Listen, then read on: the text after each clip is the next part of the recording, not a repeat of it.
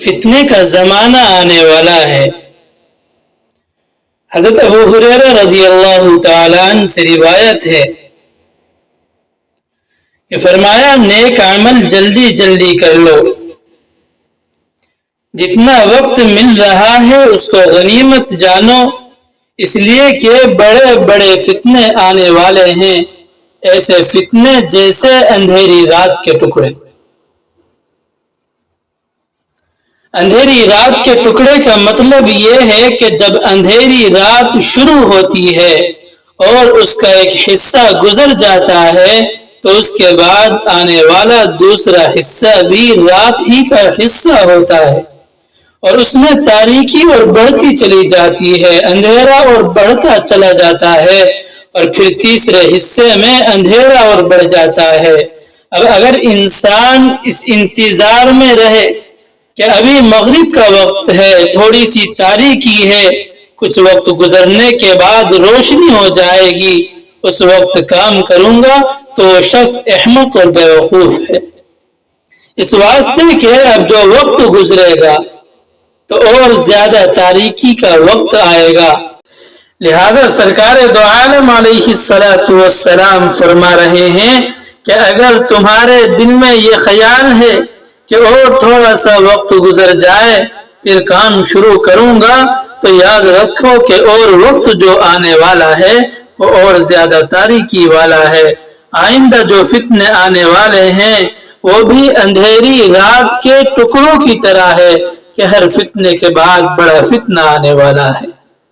اسی طرح صحابہ اکرام رضوان اللہ تعالی علیہم اجمعین سے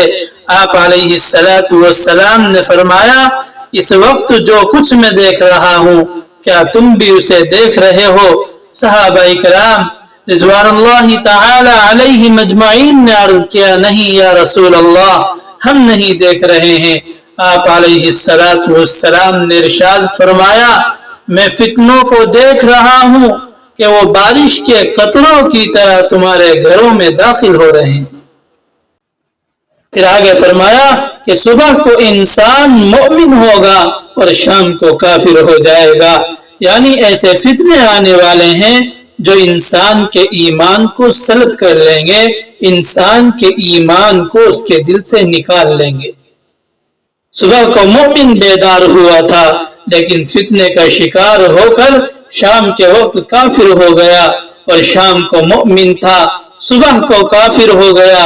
اور یہ کافر اس طرح ہو جائے گا کہ اپنے دین کو دنیا کے تھوڑے سے ساز و سامان کے بدلے میں بیچ ڈالے گا۔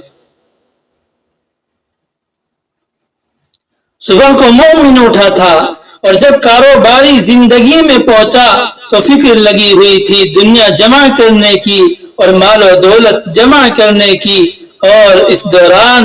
مال حاصل کرنے کا ایک ایسا موقع سامنے آیا جس کے سامنے شرط یہ تھی کہ دین چھوڑو تو تمہیں یہ دنیا مل جائے گی۔